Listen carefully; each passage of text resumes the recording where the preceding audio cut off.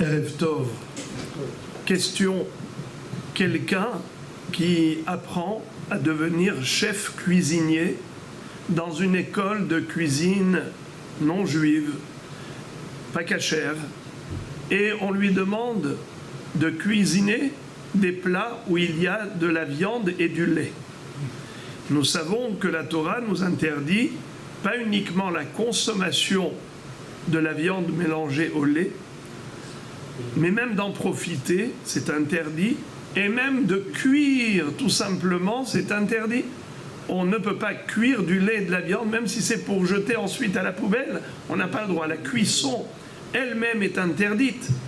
C'est quelque chose qui est exceptionnel, on ne retrouve pas ça ailleurs, l'interdiction de cuisiner.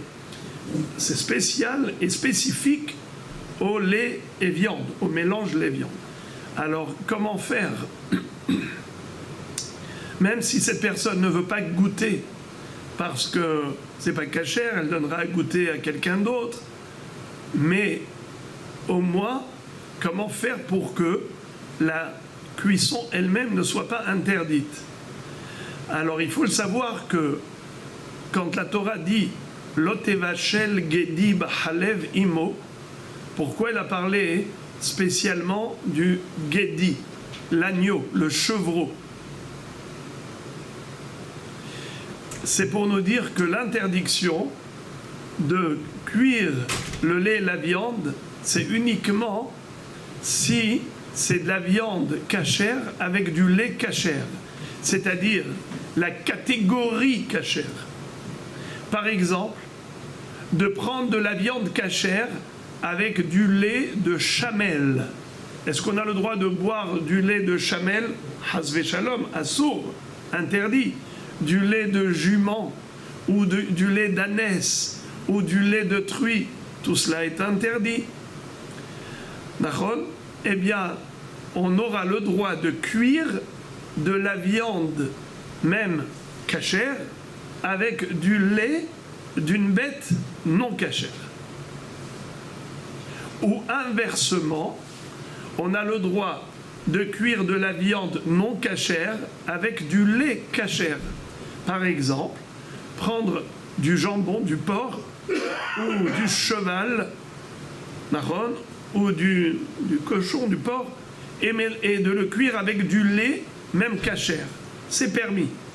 À plus forte raison, si les deux ne sont pas cachères, c'est sûr que c'est permis. Mais même si l'un des deux n'est pas cachère, c'est suffisant pour permettre la cuisson. Dans quel but? Dans le but d'obtenir le diplôme de chef cuisinier.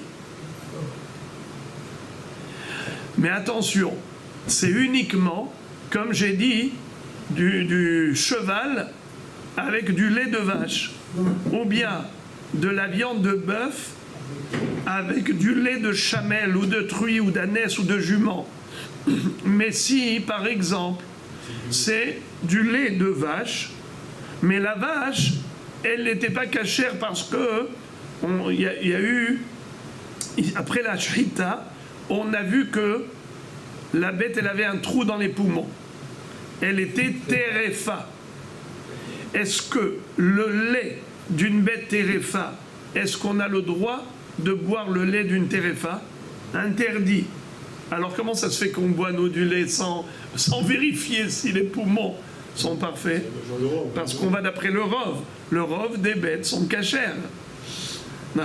C'est la raison pour laquelle on considère que le lait est cachère.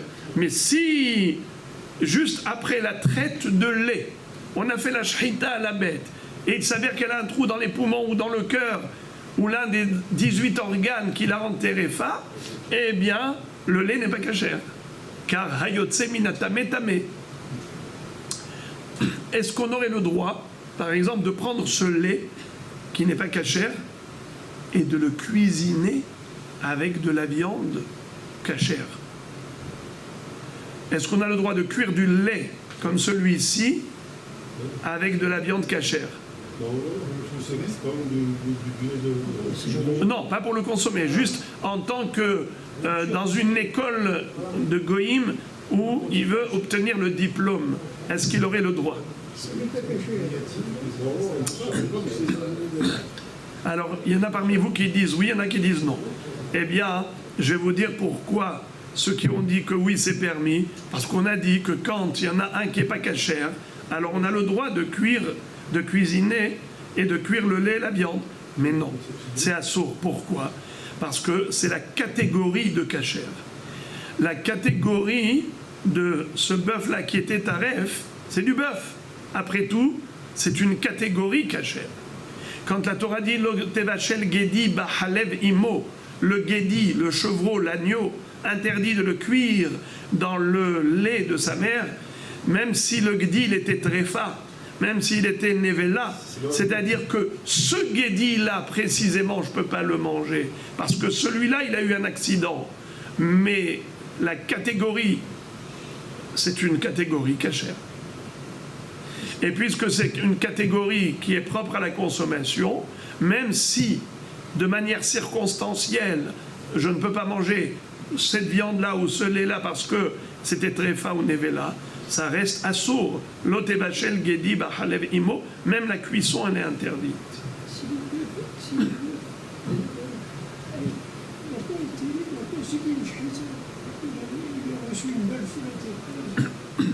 Ou bien, par exemple, bravo, est-ce qu'on aurait le droit de prendre de la viande nevela? Par exemple, une bête qui n'a pas été abattue rituellement. Ils l'ont tué avec un pistolet, une balle dans la tête, et ils ont tué le bœuf. Est-ce qu'on peut prendre cette viande-là, qu'on n'a pas le droit de manger, puisqu'elle n'a pas été shritée, est-ce qu'on peut la cuisiner avec cette viande avec du lait? Pourquoi non? Parce qu'on vient de dire que c'est la catégorie qui compte. C'est pas cette bête-là spécialement. Même si cette bête, elle, n'est pas cachère, mais puisqu'elle appartient à une catégorie qui est propre à la consommation, alors c'est assourd. Interrogation orale. Quel est le din si on prend du cheval avec du lait de vache? Est-ce qu'on a le droit de cuire ensemble? Oui. Si on prend du lait de chamelle avec de la viande de bœuf, est-ce qu'on a le droit de cuire? Oui. Si on a du lait d'une bête qu'on a tuée, et après on lui a fait la shrita, et après on l'a trouvé tréfa, est-ce que ce lait-là, j'ai le droit que je n'ai pas le droit de boire? Est-ce que j'ai le droit de cuisiner avec de la viande de vache? Non. De la viande de bœuf? Non. Très bien.